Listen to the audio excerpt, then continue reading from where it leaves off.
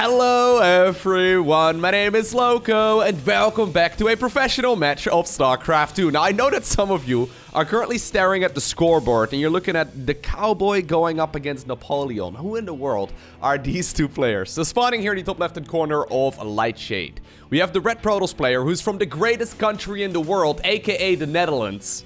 We have of course none other than Harstem. And his opponent in the opposite corner, pretty cool country as well, okay? I mean, not quite at the level of the Netherlands, but then again, what country is?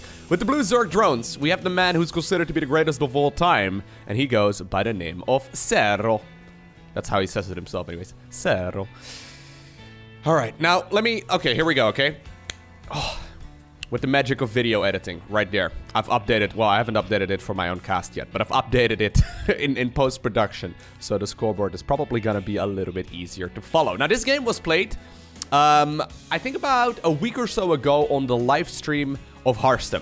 So Harstem was streaming, and after this game was played, lots of you reached out and said, Lowko, if you haven't seen this game, it's ridiculous. So the only thing I know about this particular match is that it's a very long one. As a matter of fact, I think this may very well be the longest single game of StarCraft 2 that I've ever casted. I think.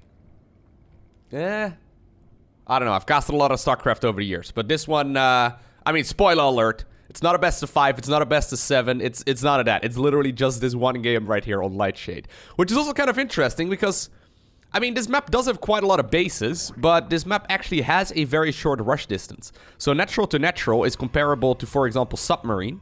You can get across the map very quickly, and generally speaking, because of that, Lightshade does seem to be a map that's, yeah, a little bit shorter than the others.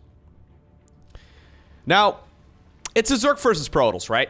I hope that this is going to be an epic game, and I'm sure there will be some epic moments, but I can imagine there's going to be some points as well in this game where we might be able to criticize the matchup just a little bit. Because, okay, here's my prediction. I haven't seen this game, right? I know nothing. There have been moments in the past where we have a ZERG player sitting on a lot of army and then a lot of static defense, and a Protoss player sitting on a lot of army and then a lot of static defense as well. And I've said many times before that there are going to be scenarios at some point in the future where the ZERG doesn't want to fight without their spore crawlers, and the Protoss doesn't want to fight without their photon cannons and shield batteries and all that, right? I'm a little bit concerned that we're going to get into a stalemate in this particular game, where both players are just sort of sitting there and doing nothing. I don't know. We'll find out together. Either way, it's going to be that Stargate opener from Mr. Cowboy, also known as Harstem. Both Harstem and Serral are very well known for playing that macro-focused approach. So, you know, Serral, of course, I mean, he really is a big fan of just simply defending, and then eventually overwhelming the opponent. I know in tournaments especially, he is very fond of going for... You know, a lot of aggressive pushes as well. But the thing is, the aggressive pushes don't really require a lot of practice. So, most of the time, I think most of these players that are at the highest level, they won't really be practicing their all-ins that often, maybe every once in a while. But usually it's going to be a more macro-focused approach, just because the macro games are significantly more complex to play. And, well, obviously it's good to mix in some aggressive play every once in a while as well. I think the best practice will probably be mostly that macro style. Anyways, we did get that Zergling right there inside of the main base of the Protoss player, so that Oracle here was indeed spotted. Oracle is going to be moving across the map. Now, one change that a lot of Zerg players have made recently is that they're not actually making the spore crawlers as early anymore. And the reason for that is if you time the queens perfectly, you can actually get 2 queens inside of the bases here in time. So there's 2 queens in the main, 2 queens in the natural. Third base isn't done yet, so... I mean, it's not got any drones yet, rather. So, yeah, this is pretty much perfect defense. Now, we do still see the spore crawlers coming up, just in case it would be something really aggressive as a follow-up, or say, for example, it's multiple oracles trying to jump into a mineral line, right? Or a little bit later on, you obviously need to have the queens at the front as well to start spreading some of that creep, so usually you don't keep them in the main base. Getting a spore crawler is still helpful, but you don't necessarily need to rush them out anymore if you know the exact timing at which you need to produce those queens. One reason, though, why these Stargate openers are very popular right now from Protoss is because you can get yourself a third base up relatively easily. So I love this little choke point that a lot of Protosses have been making. So basically, you plant down the Nexus, then you plant down a pylon, and then you chuck a couple of units in between. It makes it difficult for Zerglings to go in, right? So say, for example, there would be 20 Zerglings here available, especially with the Oracle and then also the Void Ray being able to come home. that third base is just not going to go down, right? So you can take a third base off of literally like 3 units. So Protoss usually will have like, you know, as few units as possible while they're still capable of taking that base relatively easily. Okay, so there are a couple of units coming up right now for Serral. I wonder if this is because he has seen indeed that it is quite a few adepts. Yeah, this is a couple more adepts than we normally see. Only 4 though, so it's really not that much of a commitment here. But it is still going to force out at least a couple units. Yeah, so I like this little move out actually from the Cowboy quite a lot. So you just roam the map with a couple of units. And, I mean, getting some of those... well, I was going to say, getting some of those Roaches and Zerglings forced out is always nice. Looks like what I was saying earlier may not be entirely correct. Serral has picked up on something where he's like, you know what? I may very well be able to just move across and see if I can potentially get some damage done. What is going on here? We have a small hit squad of Roaches, then a ton of Zerglings as a backup as well. Queens who are marching backwards for a little bit, and now they're once again going to the front. I guess a few of them are going to be needed to make sure you don't lose the hatch. All of these units will easily get surrounded and picked up though, and then obviously this aggression here at the front can start dealing a lot of damage. There's a lot of transfuse energy available as well, so Serral's going to be able to keep this all alive. Queens, okay, I like this, yeah. 2 of them were split away from the pack to make sure that... that third is, or sorry, that the third base of Zerg is not going to be picked off. Right now, though, are there going to be enough Queens available to get rid of all of those Void Rays? I think there will be, and that means that that third base is going to go down. Fantastic situation right here for our Finnish Zerg player.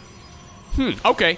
So, okay, just judging by the timing, right, I didn't think we were going to see a game like this, because this is such a massive advantage right now for Serral. I mean, he didn't kill a lot of workers, right, so that's something, but... he is still in a very, very dominating lead. He's already started up the Hydro Den. He's going to continue droning here as well, so he's going to be able to deny that third base a couple more times. And sure, the worker count right now is heavily in favor of our Protoss player, but, I mean, if you're not really capable of mining very much, it kind of sucks. Anyways, I like the fact, though, that a Disruptor was coming up as a follow-up. This is one of the reasons as well why those Queen pushes are not as popular anymore, because splitting Queens off creep against Disruptors is never going to happen. So eventually, this is all going to be pushed back. But obviously, on the back of this, Serral has been making quite a lot of drones, and he is going to be very, very significantly ahead. So only just now is when we once again see that third base starting up. There's still a lot of links available. I mean, you could even try and cancel it again. It's going to cost too many links, so he's not going to go for it. But this is a really, really good position right now for the finisher. Okay. One downside, I guess, is that Protoss has been able to tech up quite nicely. So it's that double Stargate already going into the fleet beacon. Whereas Zerg is still sitting back at this point, right? Like, he's not really got a whole lot of tech. Only just now is when we see the Hydras really coming out. We also see the Infestation Pit relatively... well, I mean, it's still before the 8-minute mark. So it's not like it's super late or whatever. But it's still the case, though, that Protoss is going to be quite far ahead in the tech. And one of the downsides here for our Zerg is that breaking through this position... is very tricky, especially once there's a couple of carriers and a couple of shield batteries out. Right, so I like this. We see a very, very quick +1 upgrades right there for the air weapons for our Protoss, which is fantastic. It's going to allow him to get a lot more additional damage out of those carriers, which is what you're pretty much always looking for. Hive is going to come up right now as well for Serral, who's just going to finish up droning, I think. I don't really know exactly how many workers he's going to be aiming for, but probably somewhere between 80 and 90 or so. That seems to be a good amount. Yeah, so look at that. That's going to make it perfectly 80. Must be the exact number that he's aiming for right here in this particular game. Instantly, though, into the +2. So the reason why I really like these upgrades is primarily when upgraded carriers go up against unupgraded Corruptors. So since there's no Spire yet, right, we won't really be seeing any Corruptors coming up here anytime soon. And when you have good attack upgrades as a Protoss player against a Zerg player without carapace upgrades on the Corruptors absolutely melt. So good scouting right here as well by Napoleon. He may not be tall, although actually I believe that's an urban legend. But he does get all of the scouting intel he needs, okay? He sees that his opponent is going to go carriers. And he knows at this point that this is going to be a Protoss player setting up for a macro game. I'm curious to see, though, where Serral is going to go from here.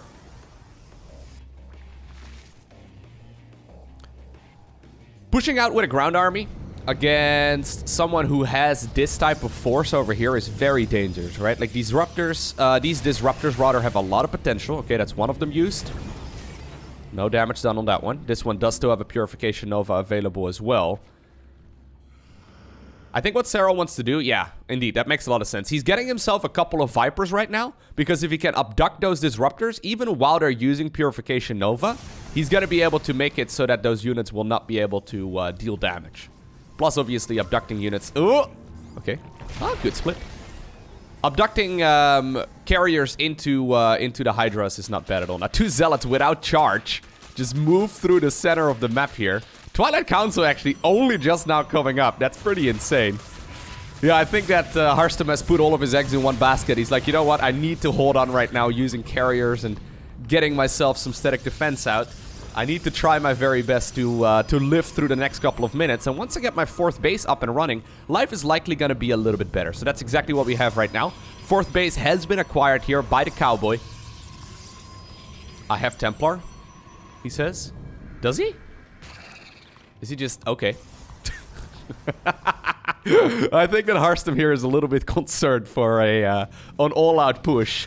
And obviously, High Templar are pretty good against Hydralisks. There's already a couple of Ultralisks now coming up as well, though. Ultras are used to kill whatever is on the ground. Now, in this particular game, there's very little on the ground. Normally, there are indeed going to be at least a couple of High Templar here. So, High Templar can be killed very easily by those Ultralisks.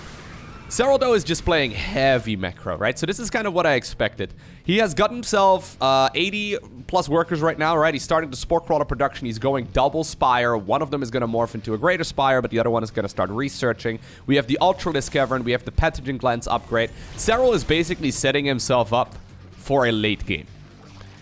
This is where ZERG is scary if controlled correctly. I wonder, though, if maybe there would have been an opportunity here for our ZERG to go for a push. Denying that 4th base certainly would have been a good idea. Now, only just now is when Storm gets researched, so obviously that upgrade is very, very late. Mothership is coming up as well. What? What? Look, I understand that this is a ladder game, right? And both players are just having some fun and getting some practice in. They don't really care about MMR too much. What? What was that? Okay, was that actually on purpose? It must have been. Because he's immediately replacing it with other units. Okay, that seemed a little bit ridiculous. Yeah, look at this. Oh my god. I mean, I almost feel like just YOLOing them into the static defense and getting a couple photon cannons for your money might be worth it. But apparently Serral's like, nah. I mean, Corruptors take a while to build. If my opponent retaliates and just counterattacks, this is a bit dangerous. So instead, I'll just kill my own units and make some Corruptors of my own. Alright. Saddest ZERG units ever, man. Nice abduction over there. But yeah, look at this. This is going to be a very passive game right now, I think. Protoss does max out here very shortly. So, you know, he's got the Mama ship. That's always nice. He's got a very scary army, by the way. He could definitely go for a push. The problem is that ZERG is not going to want to fight without these Spore Crawlers. Now, even if it's just this many spores, it's not that many, right? But, I mean, it's very scary because they will very quickly pick off a lot of those interceptor ships. And interceptors don't just come out magically. It actually takes the carrier some time before it gets rebuilt. Still, though, if you look at this, we have 1, 2, 3, 4, 5, 6 bases for the ZERG now acquired. He's going to prioritize gas income because that's usually what you lack as a ZERG in these scenarios. So we have 6 base ZERG going up against 4 base Protoss. If you look at the amount of static D, though, that's available right now, you can see that our Protoss here is also happily trying to get as much gas here as possible. I'm not really too concerned with with the mineral count, just dumping all the minerals right here on static defense. He's gonna try and secure a 5th. Now, I feel like maybe that is something Serral wants to deny. Is there still no... No, there is charge. Okay. He's also got already the +3 flyer upgrades done, which is fantastic. Disruptors. They're trying to get some work done, but these Ultras are going to be able to jump underneath relatively easily. Parasitic Bomb comes up as well. There's the abduction on the Mothership. Mothership will be killed. That is -400, -400. No splits at all here on these carriers until the last possible second. But it doesn't matter because those carriers have 1,000,000 health anyway. And they're going to be able to replenish those shields easy peasy.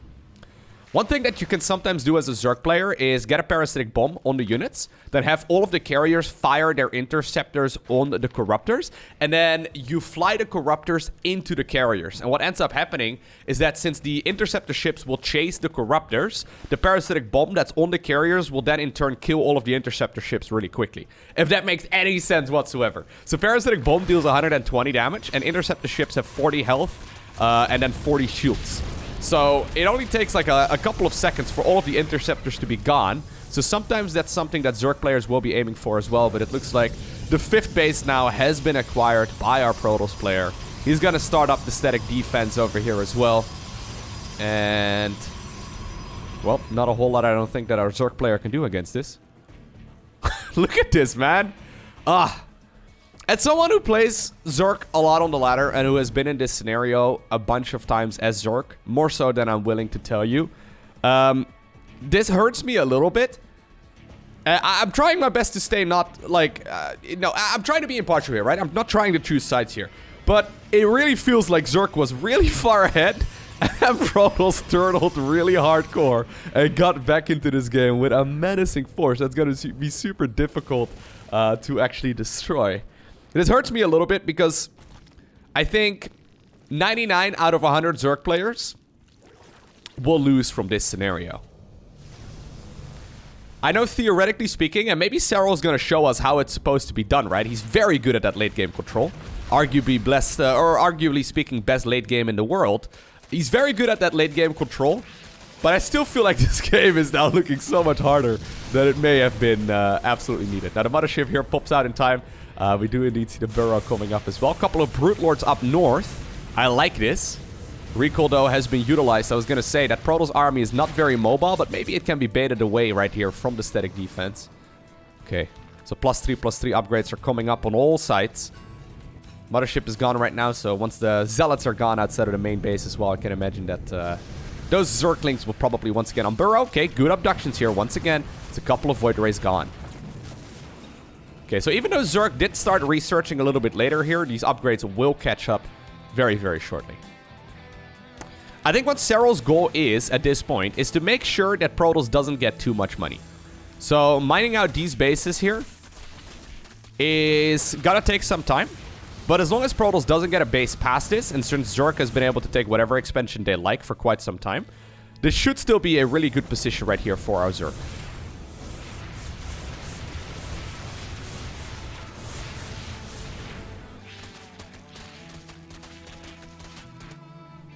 Okay. Since the Ultras are no longer present, the Immortals are also no longer needed. This Immortal is saying, hey, come on, kill me, guys! I'm standing on the creep, you can see me! Please help me even up the supply count!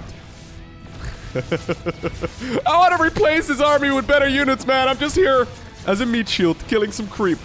Just get it over with. Links in the main, by the way, are getting a lot of work done. I didn't think that these were going to achieve that much. Another Stargate is coming up. Zealots will be forced to be warped in as well. Since Protoss was maxed out there for a while, you couldn't really get that much done. Alright. So once more Immortals will be sacrificed here in the name of the Protoss. Obviously, with all the Immortals gone, though, Zerg can easily go back once again to producing Ultralisks. So it's a bit of a weird dynamic between these units. It's a lot of transfusion energy. I actually don't mind this right now. A lot of the transfusion energy gone right there. I guess the Hedge still lives. You can see that Zerg doesn't really care too much. Okay, Protoss, though, has decided to go in right now for the counterattack. All of the Spore Crawlers were moving towards the front. I like this a lot. Problem is, the Spores are needed at home right now, and so is the majority of that Zerg army. Brute Lords, super slow. They're going to try their very best to use their flappy wings to get back home. One of them apparently was split off from the rest to potentially force like a Stalker warp in, or I don't know, a reinforcing unit to deal with it. The R&D temp is now coming up, so I think this should be fine. Burrow been utilized, though, to save a couple of those drones. I like this move out from Harstem a lot, though. He couldn't really deal with the main army over here. Couldn't really fight the Spore Crawlers very easily. So I love what he's doing here, just moving out into the creep. Even though he didn't bring an observer. Wait, what? Insane. There's 2 observers out right now, but no observer over here is going to be able to, help with the clearing of that creep. That being said, there is potential here for abduction. Obviously, feedback is a very powerful spell as well. Zealots up north apparently got cleaned up. Okay. I love the addition of the Tempest here. So Tempests are very good when it comes to dealing with Spore Crawlers especially. Did he already get the Tempest upgrade? No, he didn't yet. We'd like to see the Tempest upgrade here as well, but here comes the Zerg once again. So it's Corruptor, Zergling, Brute Lord, Viper, Infestor, Queen, Spore Crawler. It's a very complex unit composition. Not easy to control at all. Now, once again, though, with the Protoss army being occupied down south, yeah, I almost feel like leaving a couple more units behind might not be a bad idea. But anyway, Zerglings are going to be utilized right now to kill another base. Slowly but surely, Protoss is starting to run out of money.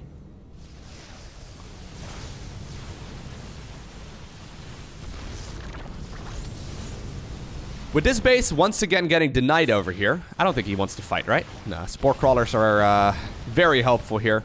One hero, High Templars moving forward. Ready to cast the broadcast or the forecast right here. Got the stormy weather out of the equation. Yeah, Serral still feels like he's 100% in control of this game. So the problem is, Protoss here does have a bank, right?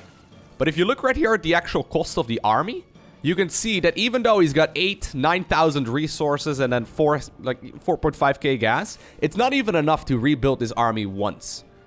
Whereas Zerg, I mean, he's got a ton of static defense over here that's mobile, so it's not so static defense, I suppose. And he still has a lot of income here as well. As time goes by, you can see that all of these bases are starting to run very low on money, and Protoss is going to need more stuff here very soon. He's going to have to secure one of these two bases, I think, in order to make this justifiable. Baneling's now being used as well. I mean, I don't know if I like that too much. There's even Storm over here too with 2 High Templar ready to get this done. I do like what Harstem is doing though, in the sense that he's denying this expansion over and over and over again. This time around maybe doing the Zerg a favor because it looks like that hatchery was not in the right spot, but... yeah, Zerg is going to be able to continuously build up that bank. Okay, he's double expanding. I like this a lot. If Harstem secures these bases, he's going to be in a fine position. I mean, at this point, he can even give up the base up north at the 12 o'clock, assuming he can keep both of these alive. He doesn't really... yeah, he doesn't really need those. Like, this base over here, it's got very little money in it, right? So good High Templar feedbacks, actually. Getting the energy out of those queens. I like it. But I feel like almost this is bait, man. Getting this base over here is not really what you need anymore as a Zerg right now. Yeah, because these bases over here are starting to be secured. Nicely done right here by Harstem. Once more, we'll be able to deny this base, I think, at the 6 o'clock position as well. Well, okay. He can easily anyway if he walks in over there. There's, by the way, the new ability as well for the Tempest. Makes them significantly better against static defense. Not entirely sure if that ability was needed when they added it to the game, but hey! I'm trying to be impartial, okay? Okay, no, I do think that Protoss probably didn't need that ability. Tempests are pretty good against Spore Crawlers as it is, but hey! Making the Protoss late game a little bit stronger.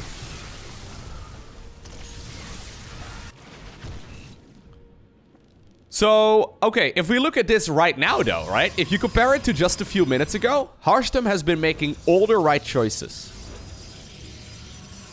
He's got himself 1, 2, 3, 4, 5, 6, 7 bases. If we draw a diagonal line through the map, right? Through the center of the map, all of the bases on the right side are supposed to be the Zergs. All of the ones on the left side are supposed to be the Protosses. And that's exactly what's happening right now. Since Protoss will likely... ooh, good. Oh, good. I really like that. Yeah, really good recall there. Still loses a couple units. But since Protoss will likely trade slightly more efficiently than Zerg in the late game, well, I mean, it depends on the control, I guess, on both sides. But most of the time, Zerg will not take the most efficient trade, although Serral can probably make it happen. If you both mine the same amount of money, obviously you're going to be finding yourself in an advantage, right? So, good strategic decision-making right here by Harstem. He's going to be able to, I guess, give up this position, but there's only a little bit of money remaining in these bases. I don't think it matters all too much. I think having these 2 bases down south is way more important. I also really like what Harstem is doing here in the sense that he only has a handful of probes. So he doesn't need to mine the resources quickly, but he does need to mine them, right? So, yeah, maybe a couple more is not a bad idea, but having as little supply caught up in workers at this point is becoming paramount. Paramount? I think I used that word correctly. I don't think I've ever used that word in a StarCraft cast. I should, man. I sounded really professional saying that. My. Please respect me. Are you not entertained? I'm like the gladiator now. Alright. So both players are roaming the map. How many Corruptors are we at? 29. It's a lot of Protoss air units, man. One storm on those Corruptors, then it can be game over. Once again. Apparently ZERG is going to try and take this base. Interesting. I think that's mostly for the gas. It's only 500 gas, but... guess trading minerals for gas is pretty much always a trade that ZERG would like to take. So even though it costs him a hatchery, if he gets himself some extra gas in return for it, it'll be fine. No gas is remaining over here, though. So these bases will not be as important. This base over here has been denied many times as well, by the way. Yeah, you can see slowly but surely we are getting to the point where players are getting very close to each other.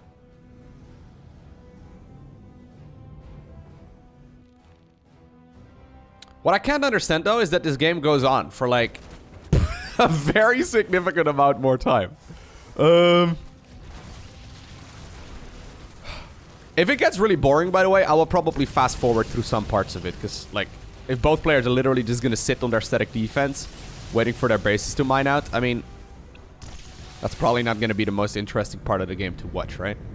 So let's have a look actually at upgrades. The only thing Serral doesn't have is +3 right here on his missile upgrade. Protoss right now getting the shield upgrades as well. Well, a couple Brute Lords here actually get caught off guard. Yeah, okay, good. Nice moves right there by the Cowboy once again.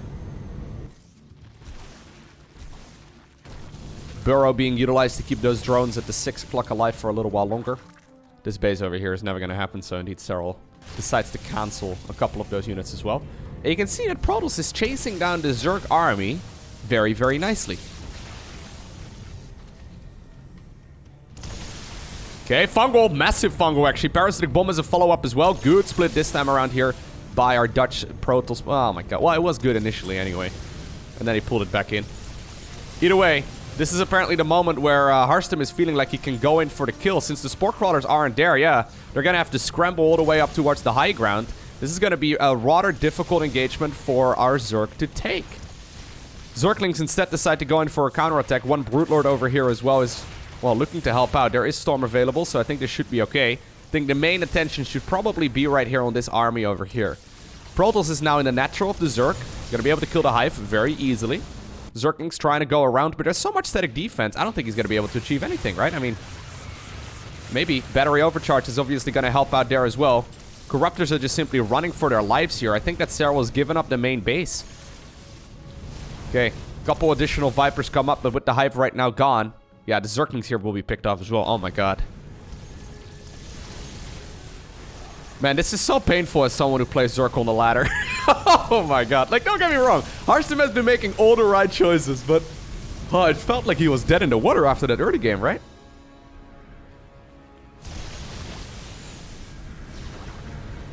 Great moves right here by Harstem. Getting a lot of value.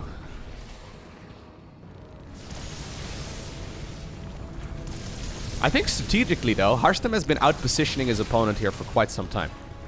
I feel like that's one of the things that Serral was always, like... he always had the upper hand on that, but he's been doing a... Harstem, that is. He's been doing a phenomenal job here. Like, historically speaking, Serral's always been really good positioning the right amount of units at the right location. But this army clearly completely caught him off guard, right? So he's got, like, little forests of Spore Crawlers everywhere. But they weren't over here on the high ground when they needed to be. And it makes it difficult to get anything there. Now, apparently, this is the moment, though, where ZERG decides to move in. Storm's being used preemptively there to try and zone back those units. ZERG is going to be forced to back off once again. Queens will try and transfuse some of those units back up as well. But I love the positioning right here by Harstem. Only one Archon, though, at this point remains. It's got 27 kills, but it makes it very difficult for our ZERG to actually engage on top of that force. Mothership, once again, will end up going down. You can see right now that the bank of Serral is not looking so hot. He actually needs a new Spire because his old one got killed. He's got a lot of money in the bank, but nothing to really build. Yeah, since the old main base was killed, right? Like, he doesn't actually have a Spire right now to make Corruptors with. He can't really add on that much at this point either. I think that Harstem may have very well secured himself just now a dominating advantage. Just destroying the main base in the natural. Okay, well, he decides to not really take too many gambles here. Yeah, I almost feel like he could continue pushing here, man. I really think he could have continued pushing here. What was ZERG gonna do? In Harstem's mind, though, he probably already saw 20 additional Corruptors spawning here in a split second. And, you know, if that Protoss army gets overwhelmed, you lose like 7 carriers while you're trying to recall. It's it's an expensive army to lose. He still is very far behind here when it comes to the bank, right? So he's decided, okay, I've got the damage done.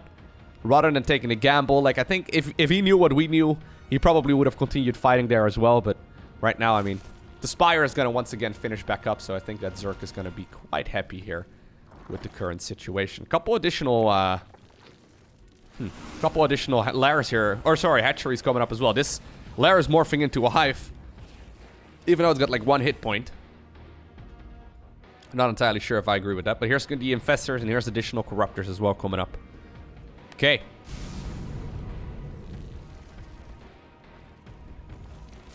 Can we have a look at the resources lost? Yeah, you can see that ZERG has lost way more resources here than our Protoss.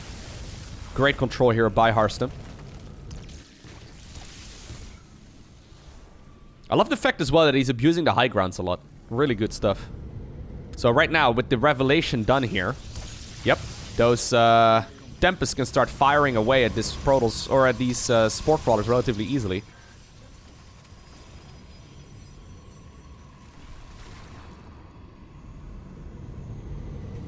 So, I know there's gonna be a bunch of ZERG players watching this and they're like, Protoss! And that's what you sound like, by the way. That's what I sound like whenever I lose against late game Skytles. Truth be told, I think a lot of those Protoss, or sorry, a lot of those ZERG players think that this Protoss army is easy to control. So let's actually analyze it, right? So first off, we have the combination of Oracles and Tempests. The Oracles cast Revelation to give these Tempests their maximum range. Then obviously we have the High Templar that need to be on a separate hotkey group. We have the Immortals that are underneath here somewhere as well that need to be used to target fire down any potential Ultralisks. The High Templar need to be in front of the rest of the army to make sure you can actually feed back the Tempests and the Vipers and then all of the Infestors as they come in. You need to make sure you have the Mothership, the Carriers on a different hotkey group as well, because otherwise, since the turn rate of the Mothership is super slow, the Mothership will just get abducted very easily and we get into the -400 meme. I mean, this Protoss army to effectively control in the late game requires like 5 hotkeys. It is not an easy army by any stretch of the imagination to control.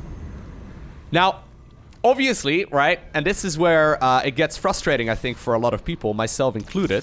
In order to play this army at 90% efficiency, you can quite literally select the all-army hotkey and then F2A move and use Psionic Storm, right? And that's probably gonna take care of 90% of its efficiency. The problem is that with 90% efficiency, you're not gonna beat Serral. It's not gonna happen. Serral will absolutely destroy you. So you have to be very, very, very careful with the way that you're controlling this army. And you have to be extremely... Okay, well... you have to be extremely careful with what you're doing and how you're controlling this. So, yeah. The myth of Protoss late game being easy to play, I'd like to dispel it. This is by no means an easy army to control. Also, one thing I didn't point out is that the carriers, the Archons have to be below the carriers ideally. So the Archons deal splash damage in a short radius, and having the Archons underneath the carriers prevents these Corruptors from jumping in. Once again, Abduction will be, Neural Parasite there will be utilized. Ooh, Fungal Growth. Okay. I like it.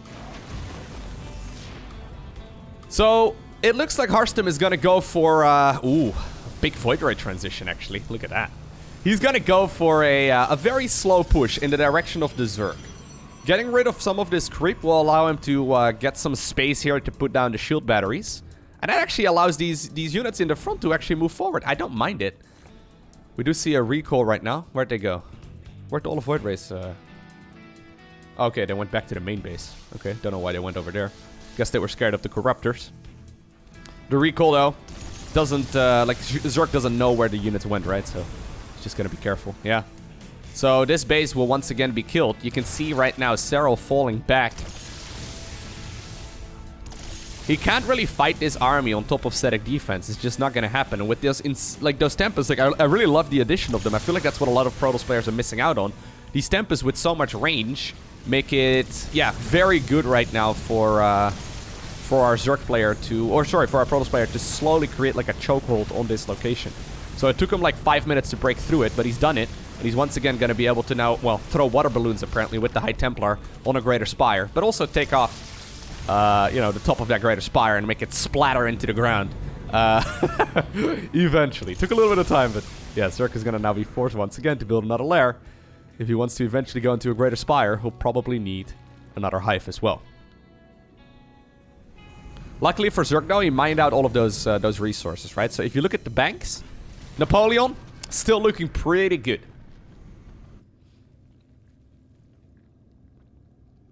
I love, by the way, that these guys play on their Smurf accounts. Like, I think on this account, Serral was sitting at like 7.2k MMR. So there's literally like 2 ZERG players in the world that can reach 7.2k MMR. It's either gonna be Raynor or Serral, right? So if you, like, he's got a Smurf account whose name is Napoleon, but everyone knows that it's Serral right away, right? Like, you know, you only have to play it once. If you're ever in doubt, I mean, you can see the playstyle differences very easily as well. But it's kind of funny that he plays under another nickname. Okay. Tempest will be abducted and then destroyed. Now, I like this by Harstem. Okay. He's like, you know what? Nexus, in a way, is like a... You know, it unlocks the battery overcharge, right? Like, I can... Yeah, I can use this as a static defensive structure and still get some minerals here eventually as well. It's not a bad call. ZERG, though, by the way, is mining out the base at the 12 o'clock. I think maybe a couple of probes over here long distance mined the last resources in that location of the map too. Okay. So maybe this is a good opportunity then for those of you that are maybe not as familiar with StarCraft to discuss the different spells that all of these different spellcasters have, because I know that's usually one of the most common questions that a lot of people have, right? Once again, actually, hold that thought. I thought maybe we had a bit of a lull in the game, but not quite. Void Rays decided to go all the way down south after distracting the ZERG army at the 12 o'clock. And he's now trying to break through this location. Good feedbacks here, man. Nicely done here by the Cowboy once again. Yeah, his late game control is looking phenomenal. Harstem's looking really good, actually.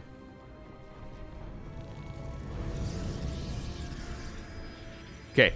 So first off, the most important thing to know at this point in the game is that the Oracles have a skill called Revelation. It basically makes it so that if you look right now at the vision, that the units that are affected here by Revelation are going to be visible through the fog of war for the Protoss player. It allows these Tempests to shoot at maximum range. Secondly, we have the High Templar. The High Templar here have 2 skills that are useful. They have Feedback, which you use on an opponent's spellcaster, which basically deals damage depending on the amount of energy that the units have, and it also removes the energy out of those units. Secondly, it's got Psionic Storm, right? So Psionic Storm, obviously, I mean, you've probably seen that many, many times. So that's what we see here going on all the time. The Mothership itself has a couple of good skills as well. Most notably, it's got a big bubble called Time Warp that reduces attack speed and movement speed of units that are caught within the bubble. It also, though, has a skill called Offensive Recall, or I think it's called Mass Recall, actually, where you can have the Mothership go out on its own and then recall whatever you want towards the Mothership. So that is something that we see sometimes in the late game as well, where the Mothership all of a sudden will fly on over in its own direction. The ZERG gets distracted down south, and then bam, all of the Protoss units are all of a sudden up north. Right? Really cool skill. It's like the Arbiter ability from StarCraft 1. Okay, so those are the main Protoss skills to worry about. And I actually hold that thought. Okay, no, I thought maybe we were going to see a bit of a fight. I mean, once again... okay. I feel like this area, like this is something that Serral has not been defending very nicely. I guess at this point it doesn't matter though, because the main base and the natural are gone anyway. Yeah.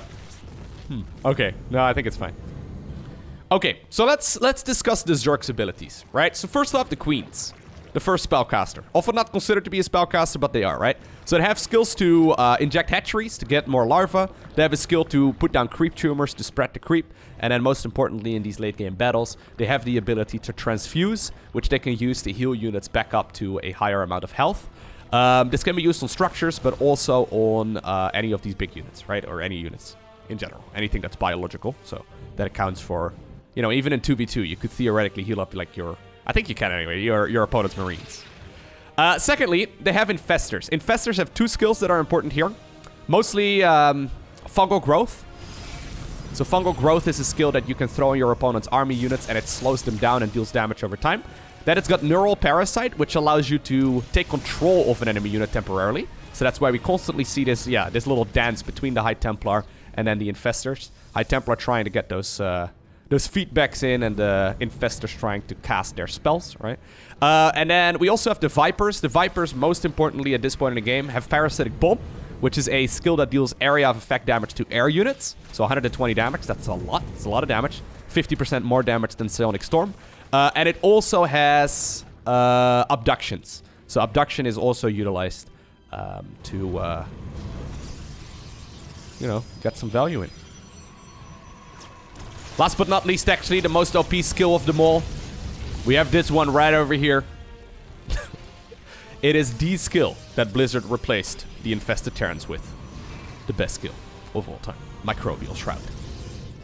No one ever uses it, though. I use it every once in a while in my ladder games because, it's hard to use, but it's hard to use effectively. But if your opponent doesn't have High Templar, it can be quite strong. Anyway, with that out of the way, I think we are setting ourselves up for a tricky game. So, what I was discussing at the beginning of this cast was the potential for a stalemate scenario, right? In the sense that Protoss doesn't want to fight without static defense, and ZERG doesn't want to fight without static defense either.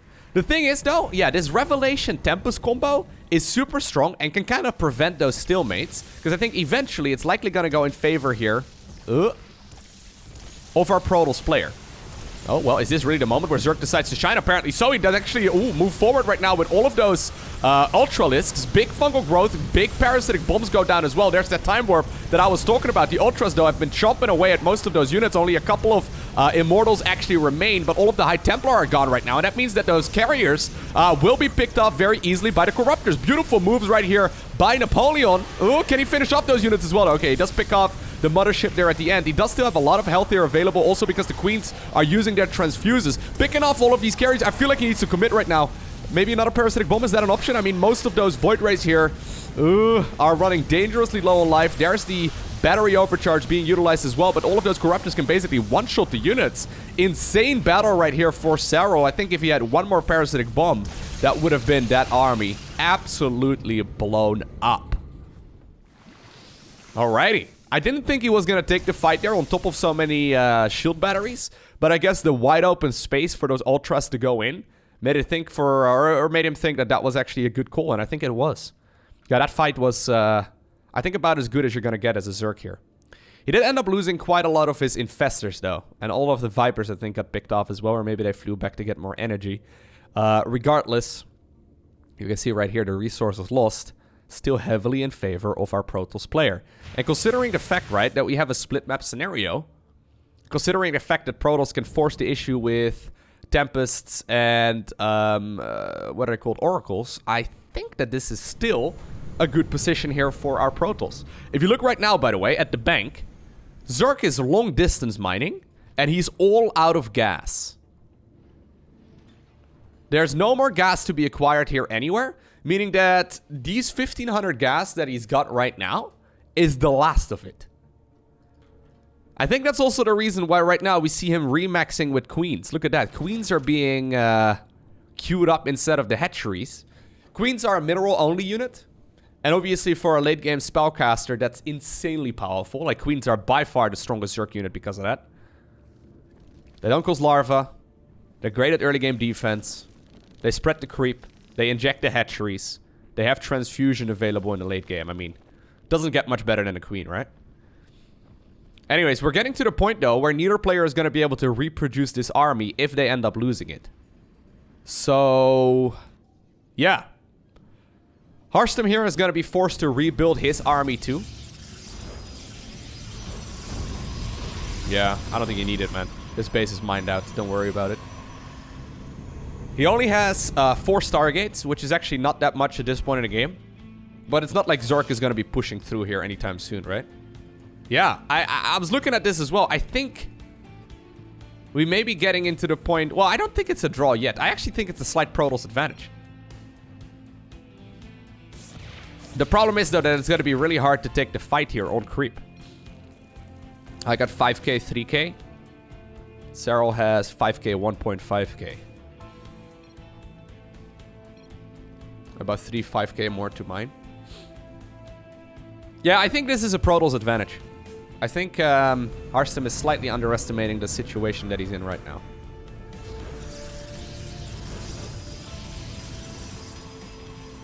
Okay. So, I know that this game does not draw here. I know it doesn't. So I don't know what happens for the rest of this. Because it feels to me that both players are quite literally better off not fighting here. Until, well, maybe, like, I do think that, like, Revelation together with Tempest may very well be the best choice. Yeah, so Harstem right now is scouting around the map, trying to see if there's any more minerals to be gathered. He knows right now that ZERG is not mining anywhere anymore.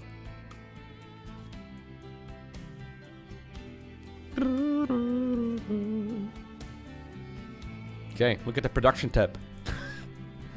It's surprisingly empty.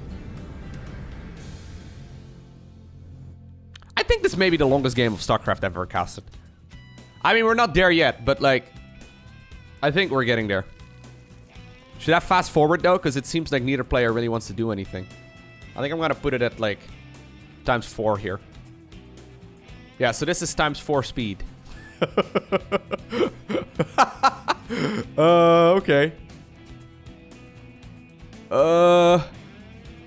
This is what I was a little bit concerned for though. Bluffing? What am I bluffing? You're mining? I see it.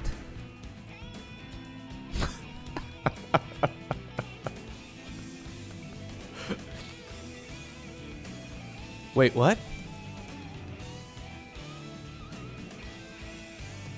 I'm debating whether or not I should draw because it would take ages to finish it. Yeah, that's what I'm thinking too. Even though this is theoretically, I think, a slight Protoss advantage, it would take a very long time to get anything done. Why is he not mining those final minerals? This is a mental win for me? No, it's not a win. No, I don't think so either, man. I think Serral can still definitely bring this back. Like, it's one fungal growth away. Okay, I think in a perfect world, if both players micro this correctly and they make absolutely no mistakes, yes, Protoss should come out ahead. However, the mistake, like the margin for error, is tiny. If I play it out in my head, I win the game. Come on, man. Press X for doubt. There you go. Alright. Serral does not believe that this is indeed gonna be a win for the Cowboy. I love that Serral has been memeing a lot more recently, man. A couple years ago, he always was that stoic guy. Maybe it was mostly just on camera, but I don't know. He always seemed to be a lot more serious, but press X for doubt. Fantastic.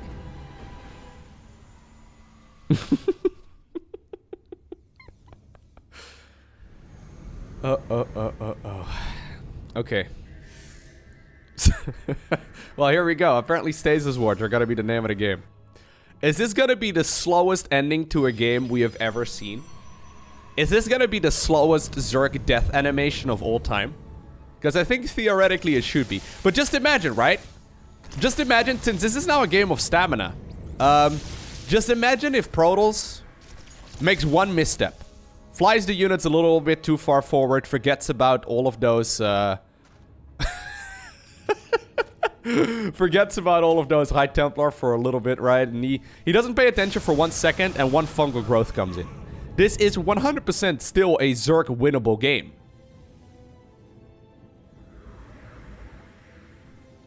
It's just that, yeah, I'm with Harstem in the sense that if this is theoretically played perfectly, I think it's a win for our Protoss. Game of stamina. I mean, this is now both players running a marathon. This is the home sprint. They can still stumble in the last couple of miles, though, right? This is a... I almost feel like these moves are just done to antagonize the opponent and to try and make him slip. Like, just one little slip up and, you know, that's all you need. Oh my god. Well, that was a wonderful play right here by the Cowboy. Getting the feedback on all of those Vipers. Vipers are gonna have to return back home. Consume some of that energy of the hatchery.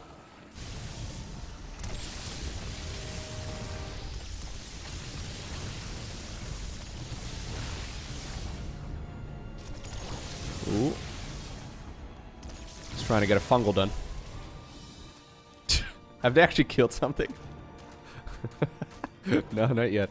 It will take a while. I don't actually think they can ever out DPS this, can they? Did you just really manually micro that drone to attack that one instead? Okay, then.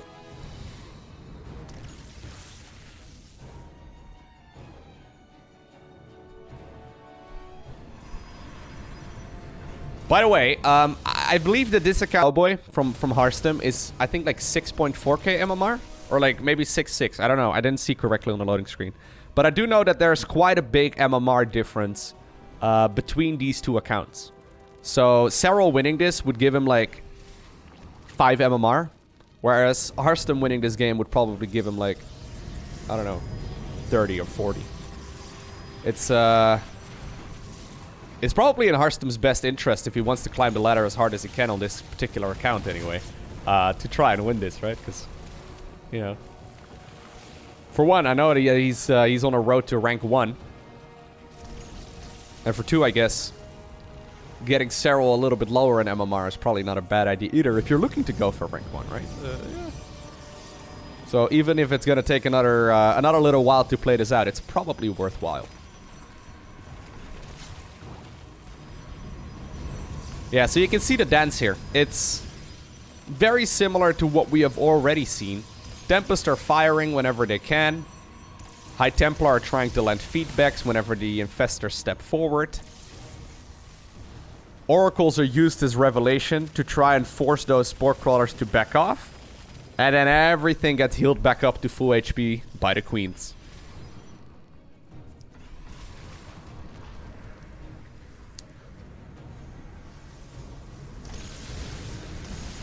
Okay. That's good. Those abductions are what Serral's looking for. Those are free units. Free units that cannot really be replaced that easily. Well, I say that. There's still about 10,000 resources in the bank.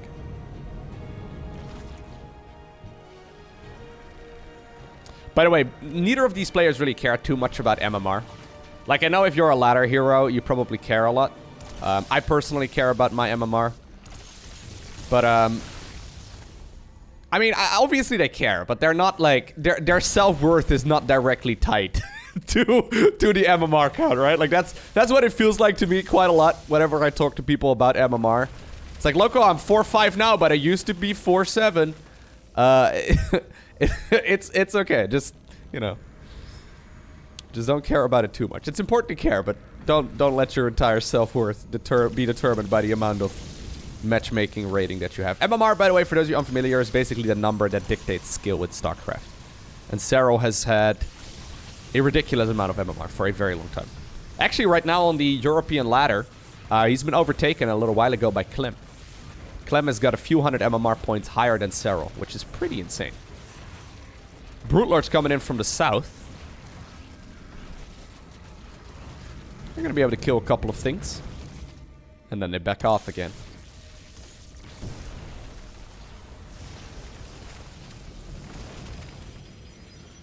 Does he not have any more spores? He does, actually. Do you not make more spore crawlers here with the final drones? Like, he's got 9 drones here. Do you not just go for 200 army supply and just non-stop spores? I'm not sure. Might be better than, I don't know, attacking shield batteries. No, he's actually just gonna sacrifice them. Okay. Get him! Davey the drone! Woo! Okay. Davey drones. His heart is in a locker. Wait, no. I think I'm mixing up a couple things. Okay. Hero Probe over here. Probius himself leading the charge. Yeah, I love what Harstem is doing here, though. He's planting down little pockets of static defense. It's really nice. It's really good.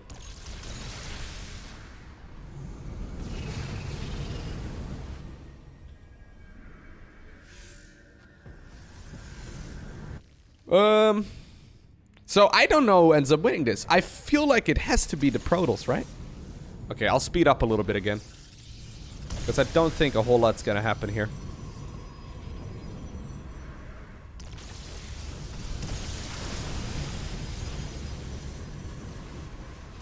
Okay. Still dicey though. Like, it's easy to accidentally speed past an important moment, so I don't wanna do it for too long. But since we're waiting for Protoss structures to finish on the high ground, I mean, this is actually theoretically being Harstem being a bit impatient. Like, he should wait until those structures are done.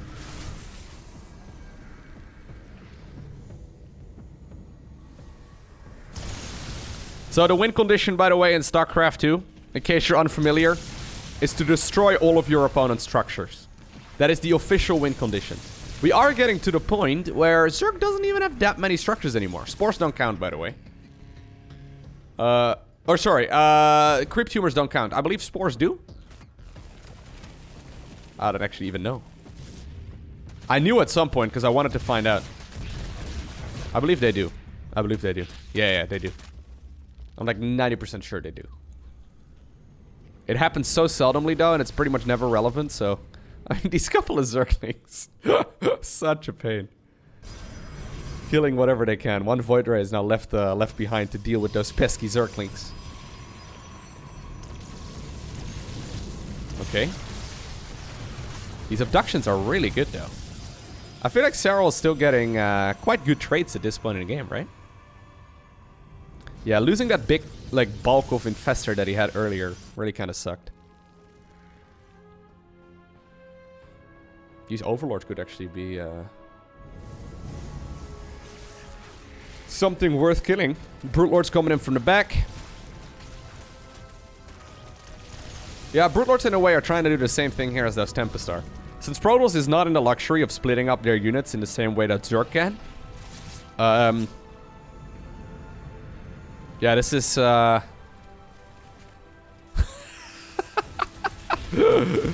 this is some good movement right here by the finisher.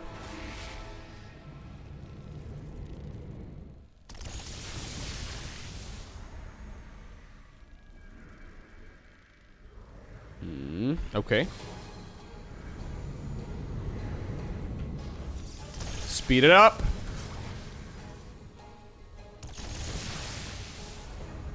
Isn't like theoretically Protoss gonna win this every time? Am I crazy?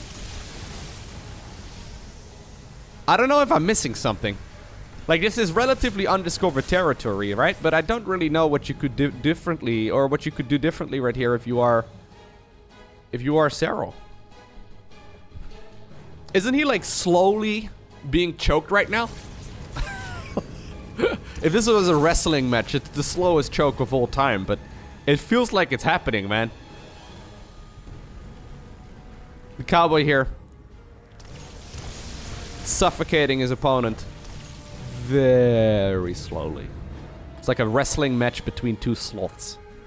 I can't imagine. They're gonna be pretty slow in that regard. Alright, so top right is now being given up.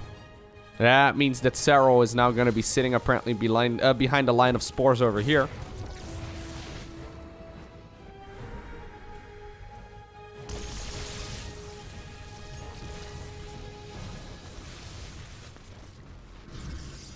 Does it not matter, by the way, that he's got a little bit of supply caught up in drones and Zerglings? Would you not rather replace those with other attacking units? By the way, the last probes. Actually, no, there's one. Probius! I think that's the hero probe that was antagonizing and leading the charge earlier. What a hero. He's the only probe that remains. What a legend.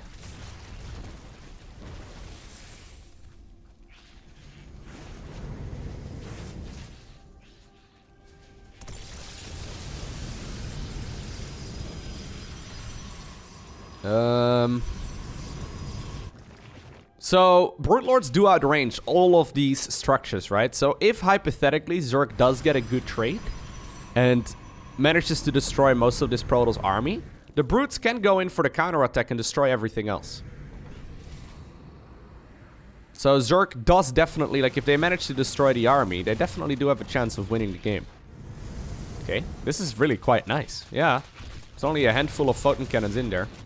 Zerglings with max upgrades are quite strong.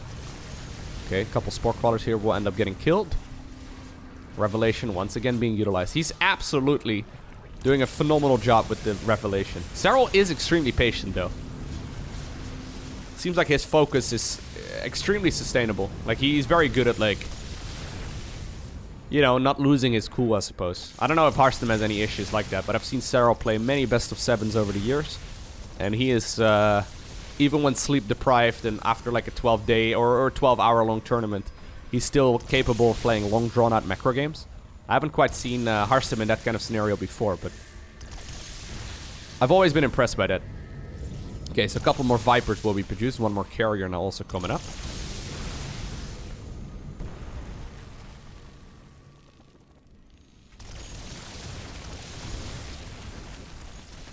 Yeah, like, we've seen the same theme though, right? Like, we see every single time. Ugh. We see every single time. Okay, here's the final spores. That, Protoss is getting a couple more kills here than the ZERG. Like, you're gonna need to kill everything if you're ZERG here. So actually, you know what? Right now, Protoss is in a bit of an awkward spot.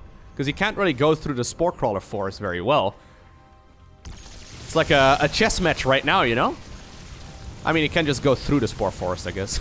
I didn't consider that. I thought he was gonna have to go all the way around. But apparently, he's like, nah, I'll just kill all of the spores. It's fine. Yeah, handful of Brute Lords chipping away at the structures. Eventually, they might be able to get something done.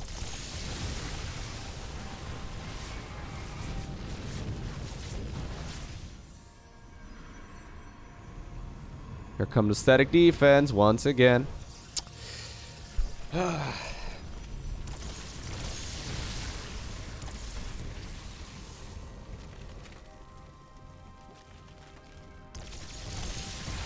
This feels kind of rough as a Zerg, man, watching this. It's like, Serral, just tap out. He's choking you, man. Just tap out already. Make the pain go away. Use the safe word. The safe word is GG. We established this before we started, man. Come on. Yeah, it's rough. Like, if I was Serral here, this would be the moment that I would get very... Well, I mean, 10 minutes ago would have been the moment... Well, half an hour ago would have been... Actually, 45 minutes ago would have been a moment where I would have gotten very salty. After getting that significant advantage and locking Protoss onto 2 bases and having 4 bases yourself, I mean, that... Protoss staying alive at that point would have made... would have already made me very salty. If I get $1 every time we see a missed fungal growth, I think I would have like at least 200 bucks. Okay. Zerg now moving over towards the high ground.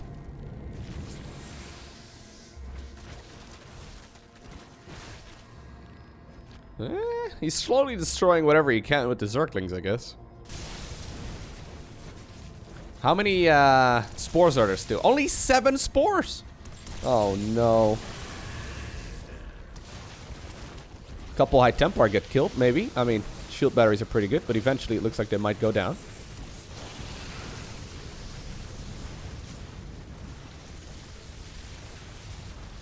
Do you want to spend your final money, Serral? Because you're at 175 supply. Okay, couple infestors. Trying to be heroic, moving around the back. Can't use Neuroparasite anymore on a mothership, but you can indeed hit a massive fungal growth. I mean, that's about as good as it's going to be. Here we go. Parasitic Bomb being utilized actually on apparently the Observers, but Storms are landing on top of all of that Zerg army. Is there going to be enough, though, for Harstem to actually break through this? Parasitic Bomb is dealing a lot of damage. Prismatic Alignment has been activated as well, but it's only going to be here for a couple more seconds. Most of the Corruptors still live. Carriers are going to be forced to rebuild their interceptor ships. And you can see actually that the bank of Harstem is running dangerously low. Look at this. He's made so much... Oh my god, no way. He made so much static defense. Interceptor ships are 15 minerals apiece. Oh no. They're 15 minerals apiece. He's not going to have enough. He just warped an additional High Templar. He's not going to be able to remax on carriers. Oh, okay.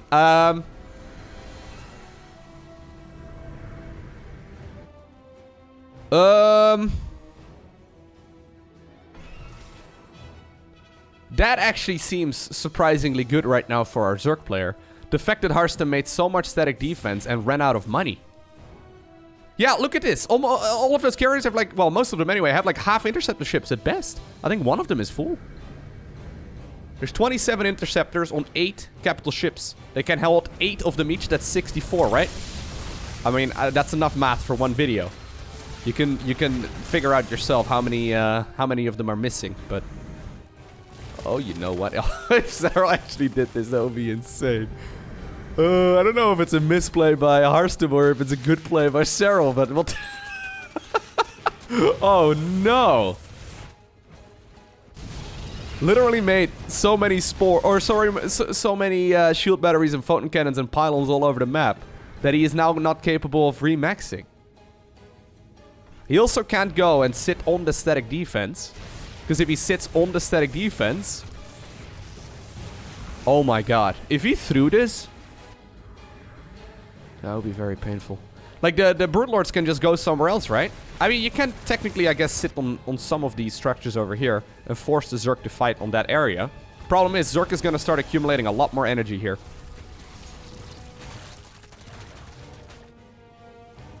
Every single mineral counts.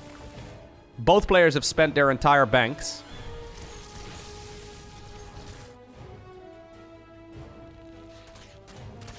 Zerglings actually are quite good here when there's no photon cannons or anything. Yeah, they're quite good here at killing whatever.